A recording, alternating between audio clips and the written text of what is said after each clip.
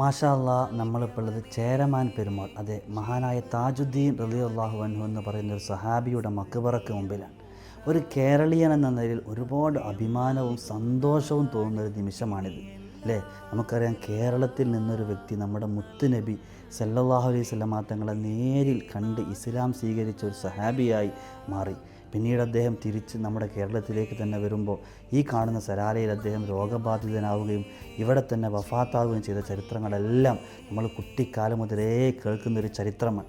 ഇവിടെ ഏറ്റവും വലിയൊരു പ്രത്യേകതയായിട്ട് നമുക്ക് ഫീൽ ചെയ്യുന്നത് ഇവിടുത്തെ കാലാവസ്ഥയാണ്.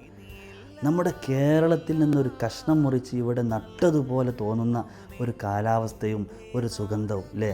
നമ്മുടെ നാട്ടിലെ വാഴയും കപ്പയും തെങ്ങും എല്ലാം ഒതുങ്ങിയില്ലേ, നമുക്ക് ചുറ്റുവട്ടത്ത് കാണുന്ന ഒരു കൃഷിയിടങ്ങളും ഇവിടുത്തെ ഈ ഒരു മണ്ണിൻ്റെ ഗന്ധവും എല്ലാം നമ്മുടെ കേരളം തന്നെ നമുക്ക് ഫീൽ ചെയ്യും, അല്ലേ? നമ്മുടെ നാട്ടുകാരനായ ഒരു സഹാബി, ആ സഹാബി അന്ത്യവിശ്രമം കൊള്ളുന്ന സ്ഥലം കേരളത്തിലല്ലെങ്കിലും കേരളത്തെ പോലെ നമുക്ക് ഫീൽ ചെയ്യാൻ പറ്റുന്ന ഒരു സ്ഥലത്ത് അദ്ദേഹം നിൽക്കുന്നതൊരു കറാമത്തായി തന്നെ നമുക്ക് ഫീൽ ചെയ്യാം.